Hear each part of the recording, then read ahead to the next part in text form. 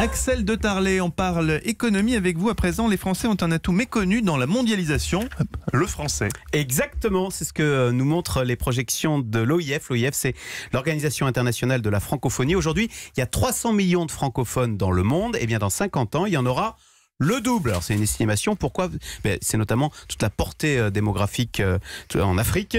Et donc l'avantage du français, et c'est pourquoi The Economist recommande aux anglophones dans le monde d'apprendre le français comme deuxième langue. L'avantage du français, c'est qu'il est parlé partout dans le monde, sur 4 continents, ce qui en fait une véritable langue mondiale. Bah oui, si vous regardez le français parlé en Europe, dans beaucoup de pays, c'est la deuxième langue la plus enseignée en Europe devant l'allemand, juste derrière l'anglais.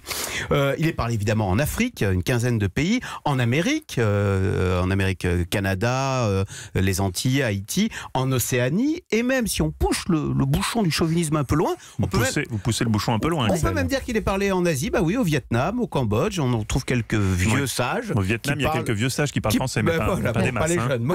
Voilà, j'avais prévenu. En tous les cas, c'est la langue officielle dans 14 pays et co-officielle dans 17 pays, et donc je disais, sur 4 continents, parce qu'alors on va me dire, oui, mais l'espagnol c'est 2 continents. Alors on va me dire, oui, mais le chinois c'est très grand. Oui, mais le chinois, c'est une langue, c'est comme le japonais, ce sont des langues qui n'arrivent, ou comme l'hindou d'ailleurs, qui ne sont même pas parlées dans toute l'Inde, qui ne sont même pas parlées dans toute l'Inde. Ce sont des langues qui n'arrivent pas à s'exporter parce que jugées trop compliquées à apprendre, ce qui fait que le français est la seule langue parlée. Mais il paraît que c'est compliqué le français.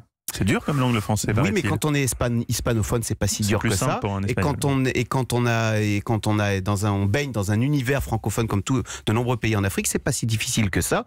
C'est une langue en plus qui est parlée par les élites. Si vous regardez, les élites égyptiennes parlent français. Aujourd'hui, c'est 16% du PIB mondial. Bref, apprenez le français, ça a plus d'avenir que l'espagnol.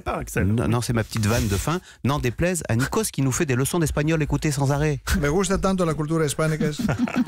Eh ben voilà, mais il ferait mieux d'apprendre le français.